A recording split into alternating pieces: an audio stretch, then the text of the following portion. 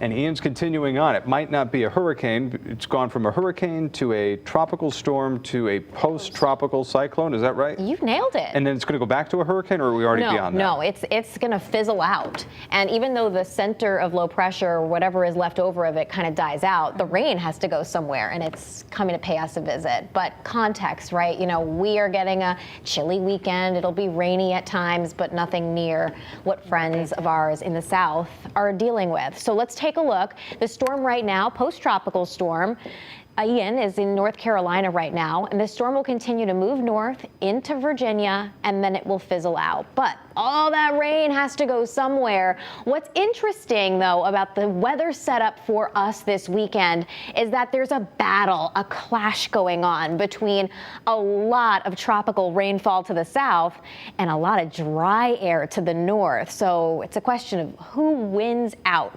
Wherever the northern edge of this is going to be, there's going to be a really sharp cutoff separating flooding downpours and not a single drop of rain. So right now we think that the heaviest rainfall totals, the most rain ends up falling towards the shoreline, and we still get plenty of rain towards the Massachusetts border, although I think that the totals will generally be a little lower as you head farther north, and I'll show you what they look like in just a moment. So it looks like periods of rain heading through your Saturday. It's breezy, it's chilly, there may be some breaks in the action, again, especially north of the I-84 corridor. And then for Sunday, there is a chance for some lingering showers out there. But overall, it turns windy. That's, I think, what's going to be even more noticeable about the day on Sunday. And both days will be cool with high temperatures in the 50s. Here's what it looks like on the future radar. So this is 4 o'clock in the morning, and that rain is just kind of knocking on our doorstep. So by the time you wake up tomorrow morning, it should be raining just about everywhere. And it's just kind of raw, too, with temperatures in the upper 40s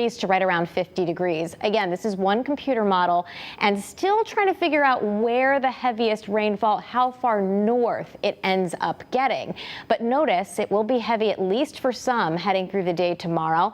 There might be a break in the action in the afternoon if that dry air can kind of fight off that tropical moisture for a little while. I personally hope that happens so we can get that Yukon game in dry. But other guidance has that rain just kind of coming down right through the end of the day. So here is a computer model showing you that sharp cutoff where there could be up to about a half an inch through the I-84 corridor and 1 to 2 inches south of that.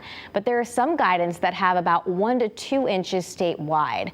Again, I think because of that battle, it'll end up being that half an inch or so north of I-84 and more for southern areas. I just can't rule out that second scenario, so I wanted to make you aware of it. Aren't you excited for winter? I'm so excited. Low temperatures tonight around 50 degrees. Heading through the course of the day tomorrow, I mean, because of those tricky snowfall forecasts. Cool and rainy, high temperatures in the 50s with a gusty breeze, and then windy, damp and cool on Sunday. Not expecting wind damage on Sunday, but it's just a blustery day.